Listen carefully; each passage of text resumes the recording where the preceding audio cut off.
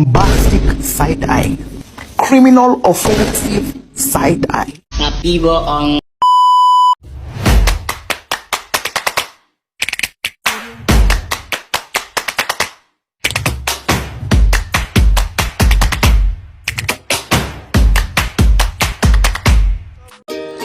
Assalamualaikum warahmatullahi wabarakatuh. Selamat siang semuanya. Teman-teman apa kabar? Semoga semuanya dalam keadaan sehat walafiat ya. Baik, perkenalkan nama saya Elda Mezira dengan NIM 2104020051 dengan Prodi Manajemen Fakultas Ekonomi dan Bisnis Maritim Universitas Maritim Raja Ali Haji. Nah, di sini saya akan menjelaskan seputar materi yang menyangkut dengan manajemen logistik dengan dosen pengampu Bapak Muhammad Rana Satria. Baiklah, dengan tidak memperpanjang waktu, mari kita simak video penjelasan mengenai materi yang menyangkut dengan manajemen logistik berikut ini. Nah, teman-teman, apa sih manajemen logistik itu? Jadi, manajemen logistik adalah bagian dari manajemen rantai pasokan yang merencanakan, mengimplementasikan, dan mengendalikan aliran dan penyimpanan yang efisien dan efektif dari aliran dan penyimpanan barang, jasa, dan informasi terkait antara titik asal dan titik konsumsi untuk memenuhi persyaratan pelanggan. Nah, teman-teman, berikut ini adalah pengertian dari manajemen logistik menurut para ahli. Menurut pendapat Lukas Dwi Antara dan Rum Sarihadi, pengertian manajemen logistik adalah serangkaian kegiatan perencanaan, pengorganisasian, dan pengawasan terhadap kegiatan pengadaan, pencatatan, pendistribusian, penyimpanan, pemeliharaan, dan penghapusan logistik guna mendukung efektivitas dan efisiensi dalam upaya pencapaian tujuan organisasi. Lalu, menurut pendapat Subagya, pengertian manajemen logistik adalah kegiatan-kegiatan yang bertujuan untuk mencapai daya guna efisiensi yang optimal di dalam memanfaatkan barang dan jasa. Nah, teman-teman, jadi apa sih fungsi manajemen logistik itu? Fungsi manajemen logistik itu ada 7. Yang pertama, fungsi perencanaan, fungsi penganggaran, fungsi pengadaan, fungsi penyimpanan, fungsi pendistribusian, fungsi pemeliharaan, dan fungsi penghapusan. Yang pertama, fungsi perencanaan itu kaitannya dengan menyusun apa saja yang dibutuhkan, kemudian kapan akan dibeli barangnya, kemudian akan mengambil barang dari mana gitu ya. Jadi perencanaan itu identik dengan merencanakan bahan-bahan atau merencanakan barang ataupun jasa yang akan dibutuhkan oleh suatu instansi itu. Kemudian fungsi penganggaran, setelah direncanakan maka dianggarkan ya teman-teman. Jadi kira-kira harganya itu berapa sekarang. Kemudian dengan ilmu-ilmu ekonomi atau akuntansi ini itu sangat dibutuhkan sekali agar tidak jadi pemborosan ketika membeli barang-barang. Jadi disesuaikan dengan jumlah kebutuhan dan agar bisa diberi dengan harga seekonomis mungkin. Kemudian fungsi pengadaan. Nah, jadi barang-barang yang sudah dianggarkan kemudian dibeli, lalu barang-barang itu didistribusikan atau barang-barang itu disalurkan dari titik asal dari produser ke instansi atau ke instansi-instansi yang membutuhkan.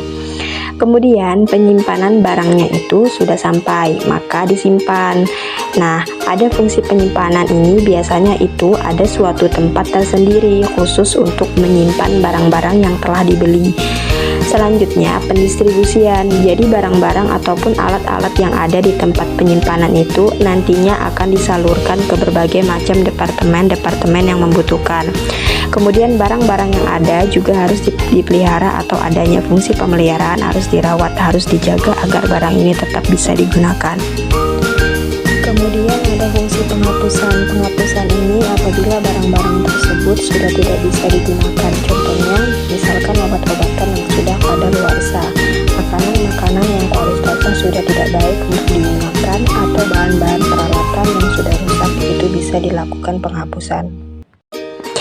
Baik, selanjutnya itu tujuan manajemen logistik. Yang pertama, tujuan utamanya yaitu aktivitas logistik manajemen pada dasarnya adalah agar bisa fokus pada proses pencapaian tujuan organisasi untuk mendapatkan hasil maksimal sesuai ekspektasi. Lalu tujuan khususnya yang pertama, menjaga persediaan barang agar kualitas dan kuantitasnya sesuai saat diimplementasikan. Yang kedua, supaya pengeluaran anggaran untuk tujuan pengadaan dapat dilakukan secara efisien dan dapat mendukung dan menjaga efektivitas untuk mencapai tujuan utama. Nah, selanjutnya itu ada manfaat dari manajemen logistik. Manfaat yang pertama ada layanan. Nah, setiap perusahaan harus memperhatikan pelayanan yang diberikan pada pelanggan dan pihak lain, termasuk supplier, mitra bisnis, dan sebagainya. Yang kedua itu fasilitas. Perusahaan membutuhkan logistik manajemen agar perusahaan mengetahui apa saja fasilitas yang dibutuhkan dalam mendukung kegiatannya. Yang ketiga itu persediaan. Manajemen logistik dapat membantu perusahaan dalam memastikan ketersediaan produk sehingga kegiatan operasional organisasi dapat dilakukan dengan lancar. Yang keempat, pemecahan masalah. Dalam proses penyediaan barang tentu ada kemungkinan terjadi masalah. Namun, dengan mengaplikasikan logistik manajemen, maka setiap masalah dapat diantisipasi dan diatasi secara tepat, cepat, serta akurat. Yang kelima, transportasi. Kegiatan logistik membutuhkan transportasi. Pihak organisasi yang menerapkan logistik manajemen dengan tepat pasti dapat memastikan keberadaan transportasi untuk penyaluran barang. Untuk memberikan kepuasan kepada pelanggan, perusahaan juga perlu menyediakan opsi jasa kirim. Nah, teman-teman udah pada tahu belum apa sih logistik bisnis itu? Jadi logistik bisnis itu merupakan bidang kajian manajemen terpadu yang relatif baru dibandingkan dengan bidang keuangan, pemasaran, dan produksi. Kegiatan logistik secara tidak sadar sudah terbiasa dilakukan orang selama ini. Bidang bisnis pun selalu melibatkan kegiatan pergerakan dan penyimpanan atau move and store activity. Lalu selanjutnya ruang lingkup logistik. Secara praktis, logistik merupakan kegiatan fungsional yang berulang-ulang melalui saluran aliran material yang dikonversi menjadi produk dan dikirim hingga ke para pelanggan. Secara terminologi, logistik bisnis terdiri dari dua proses besar. Yang pertama, semua kegiatan logistik sebelum dilaksanakannya kegiatan produksi disebut inbound logistik dan proses pengelolaannya disebut manajemen material. Yang kedua, setelah kegiatan produksi disebut outbound logistik, sedangkan proses pengelolaannya disebut manajemen distribusi fisik. Peranan logistik di perusahaan bisnis itu ada 4. Yang pertama, membantu meningkatkan proses pemasaran. Yang kedua, memberi nilai tambahan. Yang ketiga, pendistribusian barang yang efisien. Dan yang keempat, yaitu efisiensi anggaran logistik. Nah, teman-teman, apa saja sih komponen-komponen manajemen logistik? Jadi, komponen-komponen manajemen logistik yang pertama ada struktur lokasi fasilitas. Jaringan fasilitas perusahaan terdiri atas rangkaian lokasi mengenai material produk yang hendak diangkut.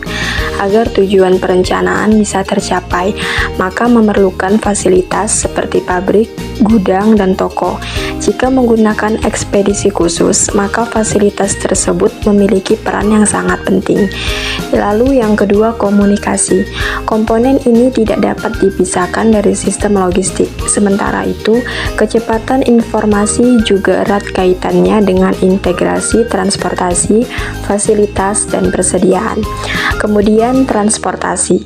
Salah satu hal yang dibutuhkan dalam menyelesaikan persoalan pengangkutan adalah kecepatan pelayanan transportasi.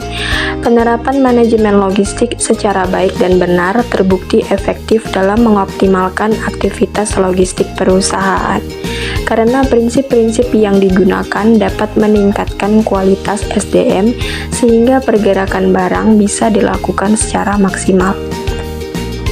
Baik teman-teman, cukup itu saja yang dapat saya sampaikan mengenai materi yang menyangkut tentang manajemen logistik.